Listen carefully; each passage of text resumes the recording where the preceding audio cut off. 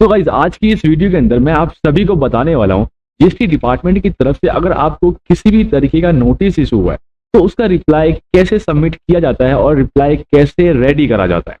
जैसे कि मैं आपको सबसे पहले बताना चाहूंगा गाइज कि जीएसटी डिपार्टमेंट ने सभी जीएसटीआर रिटर्न्स को चेक एंड वेरीफाई करना स्टार्ट कर दिया है और सभी टैक्स पेयर को अगर उनकी कोई गलती होती है रिटर्न के अंदर डिस्क्रिपेंसी निकलती है तो जीएसटी ASMT 10 के अंदर नोटिस रेज करना नोटिस इशू करना स्टार्ट कर दिया है। तो भी अगर ऐसा नोटिस इशू हुआ है तो उसका रिप्लाई कैसे रेडी किया जाता है, अपने बुक्स ऑफ अकाउंट को जीएसटी पोर्टल से कैसे वेरीफाई और मैच किया जाता है और कैसे इसका रिप्लाई रेडी करके सबमिट करा जाता है और वो सबमिट कहाँ पर करना होता है, इन सभी सवालों का जवाब मैं दूंगा केवल आपको इस वीडियो के अंदर। तो आज आप एक एक्सपर्ट बनेंगे कि जीएसटी नोटिस का रिप्लाई कैसे सबमिट करा जाता है। तो आप एक इंडिविजुअल ओनर हैं या आप अकाउंटेंट हैं या सीए हैं तो वीडियो को कंप्लीट देखना, बिल्कुल भी स्किप मत करना, सभी पॉइंट को ध्यान से सुनना गाइस। तो चलिए वीडियो की स्टार्ट करते हैं। तो गाइस सबसे पहला सवाल ये आता है कि किसी टैक्स पेयर को कैसे पता लगेगा कि उनको नोटिस इशू हुआ है उनके जीएसटीआर नंबर पे। तो गाइस मैं आपको बताना चाहूंगा जब भी नोटिस जीएसटी डिपार्टमेंट इशू करता है टैक्स पेयर को तो उनके डैशबोर्ड पे वो लिंक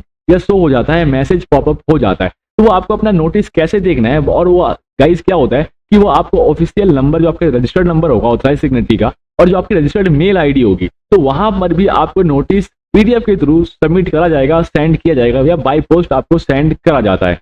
तो गाइज अगर आपको वो अभी रिसीव नहीं हुआ है या जीएसटी ऑफिसर का आपको कॉल आया है कि नोटिस रेज करा हुआ है आपको और जो है आप उसका रिप्लाई सबमिट करिए, तो वो नोटिस आप कहाँ से डाउनलोड कर सकते हैं ये आज की इस वीडियो के अंदर मैं अभी आपको बताने जा रहा हूँ। नोटिस डाउनलोड करने से लेके रेडी करने तक और उसका रिप्लाई सबमिट करने तक का सब कुछ बताऊंगा, तो वीडियो को कंप्लीट देखना गाइज। तो जैसे आप देख सकते हैं जब भी आप लॉगिन करेंगे तो आपका एक डैशबोर्ड ओपन होगा, यहाँ पे एक कॉलम है व्यू नोटिस एंड ऑर्डर्स। यहाँ पे क्लिक करेंगे तो जो भी आपको नॉर्मल नोटिस, जो छोटे मोटे नोटिस आपको रेज करे जाते हैं जीएसटी डिपार्टमेंट की तरफ से, तो वो यहाँ पे सभी आपको विजिबल हो जाएंगे गाइस। तो जैसे कि आप देख सकते हैं यहाँ पे सिस्टम जनरेटेड नोटिस जब जनरेट होता है, जब आप कोई जीएसटीआर रिटर्न लेट फाइल करते हैं या टैक्स की पेमेंट लेट करवाते हैं तो ये ऑटोमेटिक सिस्टम के थ्रू जो भी जीएसटी की सिस्टम है वो जनरेट कर देती है और आपको नोटिस रेज कर देती है। और यहाँ पे क्या होता है गाइज, अगर आपने ज्यादा ही देर कर दी रिटर्न फाइल करने में तो आपको order for cancellation of registration का नोटिस जो है जो कि जीएसटी ऑफिसर खुद रेज करता है तो यहाँ पे आपको वो शो हो जाएगा। इसके अलावा कोई डिमांड निकली है आपके जीएसटी नंबर पे या कोई एडिशनल नोटिस रेज हुआ है डिस्क्रिपेंसी का ASMT 10 तो वो आपको इस टैब पे देखने को नहीं मिलेगा। तो अब मैं आपको एक सेकंड टैब की तरफ मूव करवाना चाहूंगा क्योंकि आप सर्विस के अंदर आएंगे, यूजर सर्विस के अंदर आएंगे, यहाँ पे व्यू नोटिस एंड ऑर्डर मैंने अभी बताया आपको कि ये आप यहाँ से देख सकते हैं नॉर्मल नोटिस। उसके बाद आपको कुछ एडिशनल नोटिस आए हैं तो एक कॉलम लास्ट में है मिडिल में भी एडिशनल नोटिस एंड ऑर्डर पे क्लिक करेंगे और यहाँ पे आपको ASMT 10 आपको रेज हुआ है तो यहाँ पे दिख जाएगा। तो टाइम टू टाइम आपको पर मंथ जब भी आप जीएसटी रिटर्न फाइल करते हैं तो एक बार जरूर चेक कर लेंगे कि आपको कोई नोटिस तो इशू नहीं हुआ, क्योंकि 15 डेज के अंदर उसका रिप्लाई सबमिट करना होता है। उसके बाद आपको रिप्लाई सबमिट नहीं कर पाएंगे और बाद में आपको एक्स्ट्रा पेनल्टी पे करनी पड़ सकती है गाइस। तो यहाँ पे आप एक व्यू बटन ब्लू लिंक दिख रहा होगा, यहाँ पे क्लिक करेंगे और आपको जो है गाइज एक नोटिस का टैब ओपन हो जाएगा। यहीं से आप नोटिस डाउनलोड कर सकते हैं, रिप्लाई भी सबमिट यहाँ से कर सकते हैं और कोई ऑर्डर एडिशनल आया है तो यहाँ पे आपको वो विजिबल हो जाएगा। सबसे पहले जीएसटी डिपार्टमेंट की तरफ से आपको नोटिस रेज करा जाता है, उसके बाद आप रिप्लाई करते हैं। उसके बाद अगर रिप्लाई सेटिस्फैक्टरी होता है तो वो ऑर्डर जीएसटी ऑफिसर जो होता है वो ऑर्डर फॉर ड्रॉप आउट ले लेता है, आपका नोटिस जो है वो ड्रॉप कर लेगा, अदरवाइज डिमांड रेज कर देगा और आपको उसकी पेमेंट करवानी होगी गाइस। तो मैं आपको आज बताऊंगा कैसे आपको रिप्लाई रेडी करना है, कैसे डेटा चेक करना है और कैसे रिप्लाई सबमिट करना है। तो सबसे पहले आप नोटिस वाले टैब पे क्लिक करेंगे और अपने दोनों नोटिस को डाउनलोड कर लेंगे। जो भी यहाँ पे जितने भी लिंक दिख रहे हैं क्लिक करेंगे तो आपका वो डाउनलोड हो जाएगा गाइस। उसके बाद गाइस आप दोनों नोटिस को ओपन करके चेक कर लेंगे कि उसके अंदर क्या कहा जा रहा है, क्या लिखा हुआ है, क्या जीएसटी स्क्रूटनी के नोटिस में क्या पाया गया है हमारे जीएसटीआर रिटर्न के अंदर। तो वन बाय वन वो पॉइंट रीड करेंगे।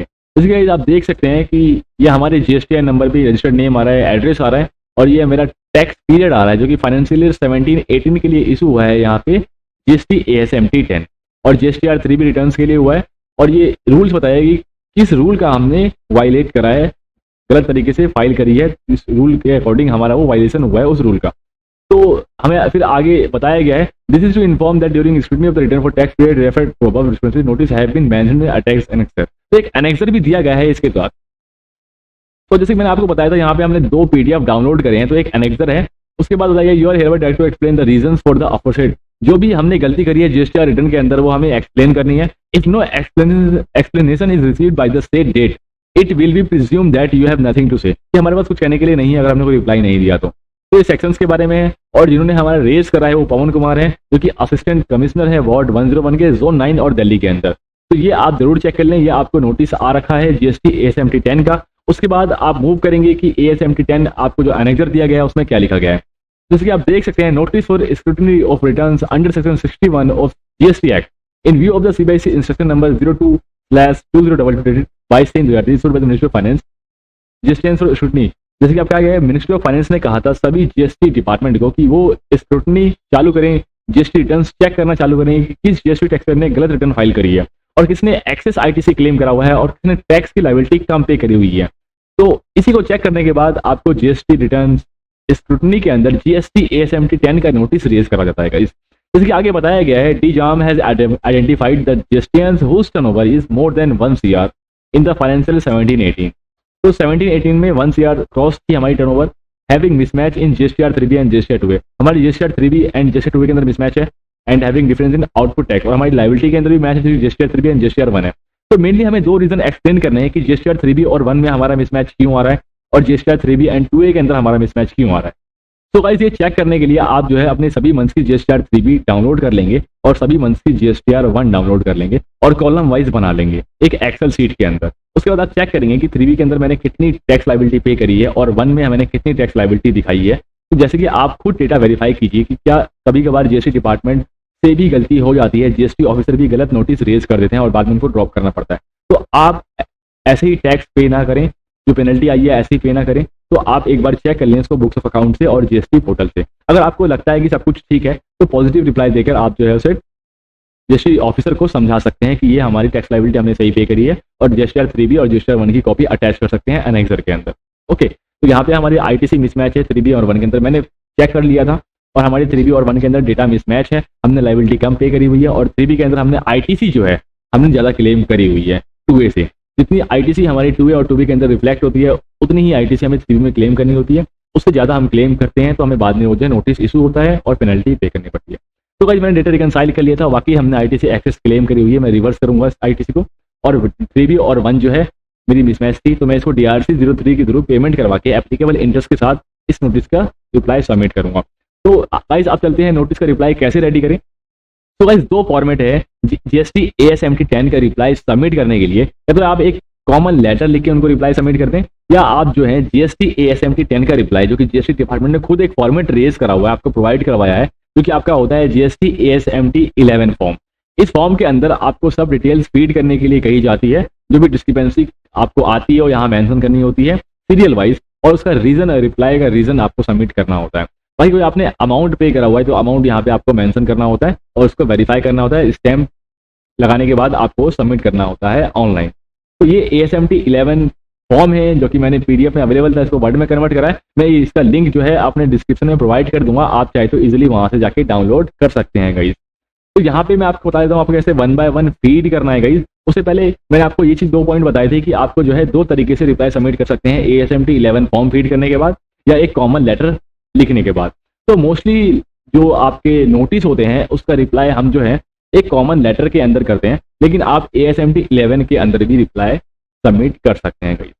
तो जैसे कि मैं आपको बताना चाहूंगा, एक आप नॉर्मल जैसे ही लेटर लिखते हैं कि ABC जनकपुरी ABC, ये आपका एड्रेस आ गया, आप जिसको लेटर लिख रहे हैं उसका ये आ गया नेम, और किस सब्जेक्ट के अंदर आप लिख रहे हैं, response to scrutiny notice reference number. आप यहाँ पे जो भी आपको नोटिस इशू हुआ है यहाँ पे आप जैसे कि आप देख सकते हैं यहाँ पे आपको रेफरेंस नंबर दिख जाएगा, ये रेफरेंस नंबर कॉपी करके यहाँ पेस्ट करते हैं, ये आपका जो है रेफरेंस नंबर यहाँ फीड हो जाएगा। अगर आप इस फॉर्मेट का भी यूज कर सकते हैं, इस PDF इस वर्ड का भी लिंक मैं डिस्क्रिप्शन में प्रोवाइड कर दूंगा, आप वहां से डाउनलोड कर लीजिएगा और इसमें अपने अकॉर्डिंग चेंजेस करके आप नोटिस का रिप्लाई सबमिट कर दीजिएगा अगर आपको नोटिस इशू हुआ इसको। उसके बाद जैसे गाइस मैंने आपको बताया था, रिस्पेक्टिव सर मैडम कर दिया, I am writing in response to screen notice reference number. हमने यहाँ बता दिया गया कि हम इस नोटिस का रिप्लाई सबमिट कर रहे हैं, रिसीव्ड हमें किस डेट को रिसीव हुआ है, we have thoroughly reviewed the issue and taken corrective action. हमने अपने रिकॉर्ड्स देख लिए हैं और हम जो है उसको ठीक करने के लिए करेक्टिव एक्शंस ले रहे हैं गाइस।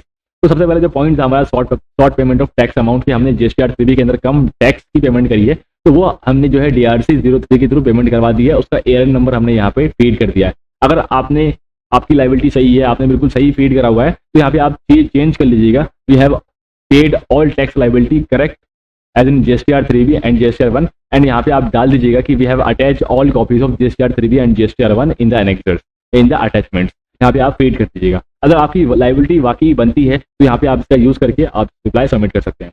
उसके बाद सेकंड पॉइंट था reversal of incorrect ITC claim, कि हमने जो वाकई जो है अपनी ITC ज़्यादा क्लेम करी हुई थी 2A और 3B में, अगर हमने रिकनसाइल किया तो हमें मिला, तो हमने यहाँ पे लिख दिया है कि हम इस ITC की रिकन्सिलेशन करने के बाद हमने जो एक्सेस ITC क्लेम करी है उसको हम जो है रिप्लाई और लाइबिलिटी की जो है हमारी जो बनती है वो DRC 03 फॉर्म के थ्रू हम उस अमाउंट को सबमिट करवाएंगे एप्लीकेबल इंटरेस्ट के साथ। तो हमने यहाँ पे वही मेंशन कर दिया है, upon the reconciliation ITC claims with GSTR2A we reverse ITC claims related to non compliant parties, कि हमने ITC क्लेम कर ली थी, इसलिए क्लेम करी थी कि कुछ पार्टीज ने हमारे बिल नहीं दिखाए थे और उन्हें बाद में भी नहीं दिखाए, लेकिन उन्हें अपने कंप्लायंस कंप्लीट नहीं करे तो हमें वो ITC अब रिवर्स करनी पड़ेगी एप्लीकेबल इंटरेस्ट के साथ। तो ये 2 पॉइंट्स मैंने क्लियर कर देंगे। अगर इसके अलावा आपको कोई और पॉइंट्स एडिशनल पॉइंट्स आते हैं आपके, तो यहाँ पे उस थर्ड पॉइंट को आप जो है ऐड कर सकते हैं और नॉर्मल रिप्लाई बना के आप सबमिट कर सकते हैं। उसके बाद लास्ट में आपको क्या करना है कि आपको GST डिपार्टमेंट को एक बताना है कि आप जो है आगे से फ्यूचर में सभी कंप्लायंस को सही तरीके से फॉलो करेंगे। तो वही यहाँ पे लिखा गया है, we assure the GST department of our commitment to GST compliance and request the reconsideration of scrutiny notice, कि आपने हमारे जो नोटिस है उसको वापस ले लिया जाए। Our regular GST submissions attach to our dedication, कि हम आगे फ्यूचर में अपने GST जो हमारे कंप्लायंस रहेंगे उसको सही तरीके से फुलफिल करेंगे। और इसके अलावा आप लास्ट में अपना ईमेल आईडी दे सकते हैं। वैसे ही वो उनके पास ऑलरेडी आपका रजिस्टर्ड मेल आईडी अवेलेबल रहेगा, लेकिन मान लीजिए वो आपका एक्सेस आपके पास नहीं है, वो आपके पास अवेलेबल नहीं है, किसी और के पास अवेलेबल है, तो यहाँ पे आप अपनी मेल आईडी भी फीड कर सकते हैं ताकि फ्यूचर में आपको इसके ऊपर जो भी अनदर डिमांड आए या नोटिस आए तो वो आपको कॉन्टैक्ट कर सकें, या अपना फ़ोन नंबर भी यहाँ पे आप फीड कर सकते हैं। ओके, और यहाँ पे आप अपना नेम डाल दीजिए और आप ऑथराइज सिग्नेटरी हैं या डायरेक्टर हैं या प्रोप्राइटर हैं यहाँ पे फीड कर दीजिएगा, और अपनी फर्म कंपनी या LLP का नाम यहाँ पे डाल के आप स्टैम्प लगा के और साइन करने के बाद इसको कंप्लीट कर दीजिएगा गाइस। ओके, तो ये था बेसिक लेटर जो कि GST डिपार्टमेंट को लिखा जाता है जो भी अपने नोटिस के अकॉर्डिंग। ओके, अदरवाइज अगर आपका कोई एडिशनल आपने कोई वर्किंग रेडी करी है तो आप जो है उसको एनेक्सर 1, 2, 3 बना के और यहाँ पे अटैचमेंट में लिख सकते हैं कि अटैचमेंट एनेक्सर 1, 2, 3 आर अटैच्ड। ठीक है, यहाँ पे आप फीड करके उसको सबमिट कर सकते हैं। तो ये था गाइस आपका लेटर जो कि आपको सबमिट करना होता है।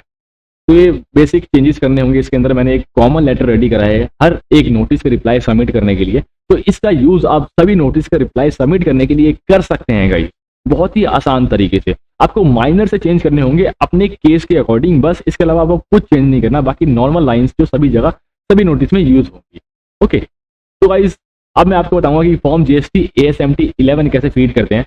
तो 11 फीड करने के लिए आपको क्या करना है गाइस, अपना GST नंबर यहाँ फीड कर देना है, नेम यहाँ फीड कर देंगे जो भी आपका लीगल नेम रहेगा, डिटेल्स रेफरेंस नंबर नोटिस का यहाँ फीड कर देंगे, डेट फीड कर देंगे, टैक्स पीरियड जो भी आपको फाइनेंशियल ईयर के लिए आपको जो नोटिस इशू हुआ है आप यहाँ पे रेज कर देंगे। बाकी रिप्लाई टू द डिस्क्रिपेंसी, जो भी आपको स्क्रूटनी का नोटिस आया है उसके रिप्लाई में आप क्या कहना चाहते हैं। अगर आपने नॉर्मल नोटिस बना रखा है गाइस तो आप जो है सिंपल आप यहाँ से कॉपी करके आप वहाँ पेस्ट कर सकते हैं अपने notice reply to the discrepancy. तो ये हमारा जो है हमने यहाँ कॉमन पेस्ट कर दिया है क्योंकि नॉर्मल रिप्लाई हमें यही करना है। हम एक लेटर को ASMT 11 में कन्वर्ट कर रहे हैं, तो हमारी ये होगी। बाकी mismatch in GSTR3 and GSTR1, अब हमारी जो डिस्क्रिपेंसी आई थी 1 by 1, 1, 2 करके या 3 या 4 आई है आपको, तो 1 by 1 आपको जो है यहाँ पे कॉलम ऐड करने के बाद जो है गाइस इसे ऐड कर देना है। ओके, जैसे कि आप और ऐड करेंगे तो ये कॉलम ऐड होते जाएंगे। जैसे कि आपको 3-4 पॉइंट्स मिले हैं एक्सप्लेन करने के लिए, तो आप इसको अपने केस के अकॉर्डिंग चेंज कर सकते हैं। तो यहाँ पे हमारे 2 पॉइंट थे, mismatch in GSTR3 and GSTR1 और mismatch in GSTR3 and GSTR2 ITC की और टैक्स लाइबिलिटी का। तो हमने यहाँ पे लिख दिया सेम पॉइंट भी identify the tax payment discrepancy and हमने जो है DRC 03 के थ्रू पेमेंट कर दिया, उसका एरियर नंबर हमने यहाँ पे लिख दिया और इंटरेस्ट के अकॉर्डिंग हमने पेमेंट करी है। तो वैसे ही गाइस हमने ITC के लिए भी यहाँ पे फीड कर दिया है और किस अपने हेड में हमने क्या पेमेंट करवाई है DRC 03 फॉर्म के थ्रू, तो हमने वो अमाउंट लिख दिया है, इंटरेस्ट लिख दिया और टोटल यहाँ पे लिख दिया, और वेरिफिकेशन में आपको अपना नाम लिख देना है यहाँ पे, और ठीक है, और आप जो है ABCD आप नेम लिख देंगे, यहाँ पे अपना स्टेटस लिख देंगे, रेजिडेंशियल लिख देंगे, डेट लिख देंगे और यहाँ पे साइन और स्टैम्प लगाने के बाद इसको आप जो है अपलोड कर सकते हैं। तो गाइस अब मैं आपको बताऊंगा कि अगर आपकी डिमांड निकली हुई है, आपने वाकई गलत तरीके से टैक्स क्लेम करा हुआ है, ITC क्लेम करी हुई है, टैक्स कम पे करा हुआ है, तो हमने यहाँ पे एक चीज मेंशन करी हुई है DRC 03। ये फॉर्म आपको कैसे फीड करना होता है, जैसे कि मैंने आप सभी को बताया कि यहाँ पे आप आए हैं, उसके बाद जैसे कि आप देख सकते हैं रिप्लाईज, तो यहाँ पे क्लिक हियर टू पे अमाउंट थ्रू DRC 03, यहाँ पे क्लिक करके आप जो है DRC 03 के थ्रू पेमेंट कर सकते हैं अपने टैक्स की। तो बहुत ही आसान है DRC 03 के थ्रू पेमेंट करना टैक्स का, और पे करने के बाद ARN नंबर आप वहाँ पे फीड कर सकते हैं। मैंने इसके ऊपर अलग से एक कंप्लीट वीडियो बना रखी है, तो डिस्क्रिप्शन में आपको उसका लिंक मिल जाएगा। आप DRC-03 के थ्रू पेमेंट करवाना चाहते हैं तो उस वीडियो को देखकर पेमेंट कर सकते हैं और नोटिस के रिप्लाई में उसका एरर वहाँ पे फीड कर सकते हैं गाइस। तो ये था बेसिक तरीका कैसे आप ASMT 11 रेडी कर सकते हैं और एक नॉर्मल लेटर रेडी कर सकते हैं GST डिपार्टमेंट को रिप्लाई सबमिट करने के लिए गाइस। तो गाइस इसके बाद क्या करना है, जो भी इनका लीगल रिप्रेजेंटेटिव होगा, जो भी ऑथराइज सिग्नेटरी होगा, उनसे साइन करवा लेने हैं, स्टैंप लगा लेने हैं। जो भी आपका ऑफिस, कंपनी या आपके जो भी प्रोप्राइटरशिप बिजनेस है या LLP है या पार्टनरशिप फर्म है या कोई कंपनी है, उसका ऑफिशियल स्टैम्प लगाकर आप गाइज यहाँ पे आएंगे और स्कैन करने के बाद आप जो है रिप्लाई, ऐड रिप्लाई पे क्लिक करके रिप्लाई ASMT 11 और दोनों जो भी आपकी PDF रहेगी उसको अटैच करके और आगे प्रोसीड करेंगे। और गाइज आप जो है OTP डालने के बाद अपने रिप्लाई को सबमिट कर देंगे। तो ये था रिप्लाई सबमिट करने का तरीका कि ऑनलाइन आपको जो कोई नोटिस इशू हुआ है तो उसका रिप्लाई कैसे सबमिट करना है गाइज। यहाँ पे कभी कभार क्या होता है गाइज, लोग जो है अपना रिप्लाई सबमिट करना भूल जाते हैं, उनको नोटिस इशू नहीं होता है। तो गाइज अगर आप भी अपना रिप्लाई सबमिट करना भूल जाते हैं तो आप ऑनलाइन रिप्लाई सबमिट नहीं कर पाएंगे।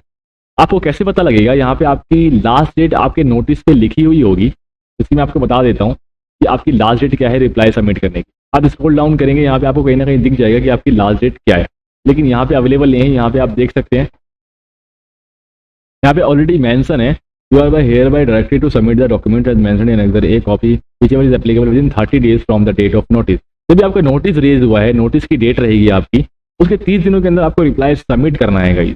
हमें नोटिस हुआ है 21 जून को और 30 दिन बाद हमें रिप्लाई, 30 दिन के अंदर रिप्लाई सबमिट करना है, अदरवाइज हम जो है रिप्लाई सबमिट नहीं कर पाएंगे। तो आपको कैसे पता लगेगा कि आप रिप्लाई सबमिट नहीं कर पाएंगे, आप ऐड रिप्लाई पे क्लिक करेंगे, उसके बाद जैसे कि रिप्लाई ASMT 11 देखेंगे तो reply can not be made once due date for expired. तो हमारे रिप्लाई करने का जो डेट है वो एक्सपायर हो चुकी है, तो हम जो है रिप्लाई सबमिट नहीं कर पाएंगे। अगर ऐसा केस आपके सामने भी आता है गाइस, तो आपको क्या करना है, आप गाइस जो भी आपको रजिस्टर्ड मेल ID से GST डिपार्टमेंट के आपको नोटिस रेज किया गया होगा या आपके पास अवेलेबल होगा, आपको जो है ऑनलाइन या मेल के थ्रू भी आपको कांटेक्ट करा जाता है GST डिपार्टमेंट के थ्रू और नोटिस आपको PDF के थ्रू सेंड किया जाता है। तो उसी पे आप रिप्लाई और PDF अटैच करके आप उनको रिप्लाई सबमिट कर सकते हैं और सब्जेक्ट डाल के आप फीड कर सकते हैं गाइस। अदरवाइज इसका तीसरा मेथड ये है कि आपका जो भी GST डिपार्टमेंट जिस भी रेंज या वार्ड के अंदर आता है, वहाँ पे आप फिजिकल जाएं और अपने डॉक्यूमेंट को अटैच करके 2 कॉपी लेके जाएं, ठीक है, सेम डॉक्यूमेंट्स की, और वहाँ पे आप सबमिट कर सकते हैं और रिसीविंग लेकर आ सकते हैं गाइस। तो ये तरीका था GST डिपार्टमेंट का। अगर आपका टाइम पीरियड काफ़ी डिले हो जाए या ड्यू डेट निकल जाए तो कैसे उसका ऑनलाइन या फिर ऑफलाइन रिप्लाई सबमिट करते हैं। तो आई होप ये वीडियो आपको अच्छी लगी होगी गाइस, कैसे एक नोटिस का रिप्लाई सबमिट करा जाता है और कैसे ऑनलाइन रिप्लाई सबमिट करा जाता है, कैसे रिप्लाई रेडी करा जाता है एक नोटिस का। तो इसके अंदर मैंने लगभग सभी नोटिस आपके जो भी आपको इशू हो सकते हैं, ASMT 10, scrutiny notice, demand notice, order notice, सभी का रिप्लाई आप इन फॉर्मेट्स के थ्रू प्रिपेयर कर सकते हैं और साइन और स्टैम्प लगाने के बाद और डेटा रिकंसाइल करने के बाद आप अपने रिप्लाई को सबमिट कर सकते हैं ऑनलाइन या ऑफलाइन गाइस। तो आई होप ये वीडियो आपको अच्छी लगी होगी। अच्छी लगी तो यार लाइक कर देना, सब्सक्राइब करना बिल्कुल मत भूलना और हमारे चैनल पर जरूर विजिट कीजिएगा गाइस। हम ऐसे डिफरेंट टॉपिक्स पे चैनल बनाते रहते हैं, वीडियोस बनाते रहते हैं, तो आपको ऐसी ही टेक्स्ट अपडेट्स की वीडियोस मिलती रहें तो चैनल को सब्सक्राइब करना बिल्कुल मत भूलना। अब इसी के साथ मिलते हैं आप सभी से अगली वीडियो में, तब तक के लिए बाय दोस्तों।